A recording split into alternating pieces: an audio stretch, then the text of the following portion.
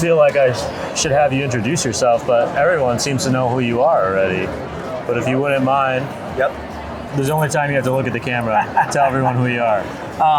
Yoshawn Smith, professional coffee homie. We teach, learn, help out, work for Califia Farms, encourage people to do better. Yeah, just all around good time and good vibes, you know? Yoshawn has been on our show before, so he's a repeat guest, which we always appreciate. And I truly mean this. I look forward to seeing you at festivals like this because you bring all this energy. Thank you. And I know it's a coffee fest and everyone's like, oh, there's energy everywhere, but it's easy to get into festival mode and sales mode. Yep. You seem like you're just having a good time. How do you manage to keep that going? So that's how I sell stuff, you know? Like, I get more interested in things when the person selling it is actually enjoying themselves doing that, you know? Like I'm on the sales team for Califia, but like me and them, complete opposites, you know? So it comes like, I wanna have fun. I wanna treat an expo booth like a coffee shop, right? We remember people's faces, remember what they drink, we ask them how they're doing, we play music that we wanna hear, that everyone can just dance to, you know? So it's a good time. Everyone's having a good time. If we're not having a good time, most people are probably not having a good time, you know? We saw that the first day of New York Coffee Fest, things went wrong at the booth. I wasn't having a good time. Everyone else's spirits went down, got up and running, changed everything, you know? Yeah, you guys struggle with some power and some other issues. Yep. But you could see people like circling, waiting, you know, for you guys to come back online. Yeah. What are you guys making over there today that's kind of stood out to you? We have our signature, the horchata, which is super nice. Using proper simple syrup, vanilla extract, and cinnamon, espresso, and oat milk. You know, it's a nice drink. It mimics horchata a lot, you know, without being too sweet or just too much. And then we have our sweet cream latte. That's using our new almond or organic almond sweet creamer. 4 grams of sugar, super nice, right? All flavor, not sweet. So we put that in there with the latte, with the milk that we're using for our latte. Just do it up. People seem to be enjoying them. On ice, we have our soy protein vanilla latte, which is also super nice, you know? So we just got a few things going on. People are interested in stuff. What do you wish, you know, there's a lot of coffee shops here, there's a lot of coffee roasters here. Yeah. What do you wish people knew or that you could share about working in particular with the type of milk that you offer? Because there's so many different milk offerings now. Yeah. Califia Farms has a ton of different offerings. Yep. What's like a little thing you're like, man, if I could pass this piece of advice on to those that are out there using it, this is what I would say. For Califia specifically, you've got a lot of coffee experience, so this is what you wish people knew about using milk-based or milk alternative products in their coffee.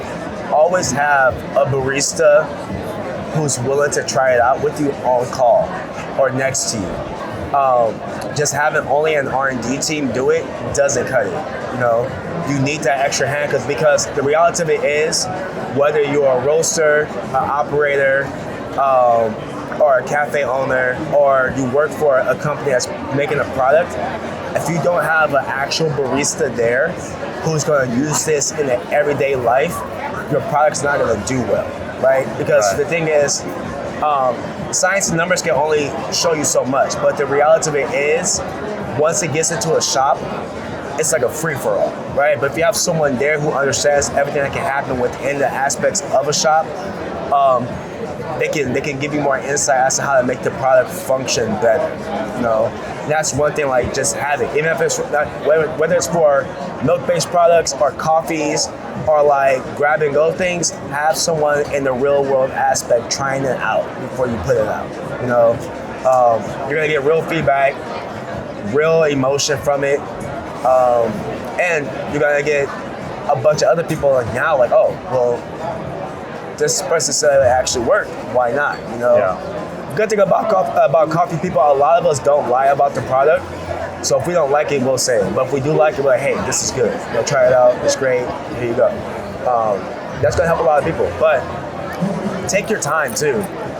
Don't try to just go into things like always like, oh, I know how to do this. I've seen oat milk before. Not every oat milk is the same, right? Not every almond milk is the same. I tell people treat plant-based milks like whole milk, right? But understand the little things that make it different, and you'll go so far with it. It'll be great. I know you as a West Coast guy. Yep. We're here in New York on the East Coast. How do you fit in with the vibe here? What do you feel about New York? I know you can't be like, but I mean, like, it's weird. Because my first time here was 2 years ago, and I didn't think I would like it until I walked outside one day by myself, and it was like no one bothered me, right? No one tried to like, hey, you want to buy this? Hey, let me take a picture. I guess I just fit in. And I was like, tight, it's cool. I was like, all right, so New York is chill. It's great. The weather's not for me. It's very anti-Yoshawn in the winter because right now in LA it's like 90 degrees. Anti-Yoshawn, Yes. That's amazing. But New York's tight. The food's good. The people are my coffee homies. Everyone at everyone at this expo are chill. I love seeing y'all. You know. Do you bring your skates along? No. Because it's winter still, you know. There's not a lot of snow on the ground. I've seen just little patches. It's not, but me, it takes a long time for me to get warmed up. And the last thing I want to do is skate back to my hotel sweaty. Yeah. So, you know, I don't bring my skates along. Plus, I don't have time. We're too busy with this stuff. Maybe one day, maybe. Probably for San Diego. Yeah. We'll see how that goes. I'm really excited to go back. I don't know if I told you, but I moved up to Oregon. Oh, yeah. So this will be my first time back to California, so I'm pretty excited. Anything else going on in the world of Yoshawn that you want to share with us? Yeah, we offer, I am now doing trainings at Califia Farm's office. Okay. On Fridays. I know we talked about that was going to be happening at one point. And now it's happening. We just did 2 full months of trainings because the access to it was too good to pass up for a lot of people. So I had schedules packed up. 15 people a class. I had classes outside of the office as well. And now we're doing consulting for some other shops and stuff like that, right? Because they can't make it on the Fridays. Offering Monday courses as well for shops only. You know? So like just the team comes in, we train them in all aspects of espresso, milk steaming, gauging temperature by hand, understanding what to listen to, and like observing your shot, palate development, all the good stuff, you know? How do people find out about upcoming classes, or how do they get signed up if it's something they're interested in? My Instagram, the Pour Up LA. That's all. That's why I put it out there. I have Eventbrite links sent through the stories. Okay. And it's first come, first serve because it just goes so fast, you know? Yeah. 60 plus people in like less than an hour was insane. So it's nice, you know, it's good. It's good. Awesome. And Califia, we're trying to expand it throughout the rest of the US, so we're figuring it out, trying to slow in LA, or rat fast in LA because it blew up so fast. We're going to expand it down towards San Diego, offering different places like here in New York, Florida, probably Chicago or Texas, and then like the Pac West, you know. Awesome. We're just figuring stuff out right now. That's great. Congratulations. Thank you. Yoshawn, I always appreciate your time and your energy. Thank you. Thank you for being Always. here. And thank you for that drink you made me earlier, because that was a lifesaver. Nice. I'm glad, because yesterday, man. Yeah, it was like the electric was out, and then I think there was like a water issue. Oh my goodness. The power went out, and we realized why. These are like some connectors weren't touching. Something was happening. So the machine has a fail-safe on it, which I don't think anyone knew about. And when the surge protector blew, the surge protector was only rated for 15 amps, right? Even though on the packaging it said like 25 or something. So the machine's giving out 15 amps. We got a grinder plugged into it, giving out 5. And then we had the pump for the water, for rinsing, giving out like 5 extra amps. So it's like, it was overloaded. That's something. It's still recording. Do you mind if I share that last little bit? That's something I feel like people don't realize, especially when they get into coffee or they want to start a cart or something, is how to know your wattage, know your electricity. That part scared the crap out of me when I started getting into doing stuff. We were doing a lot of I was doing a lot of pop-up shops and that sort of thing.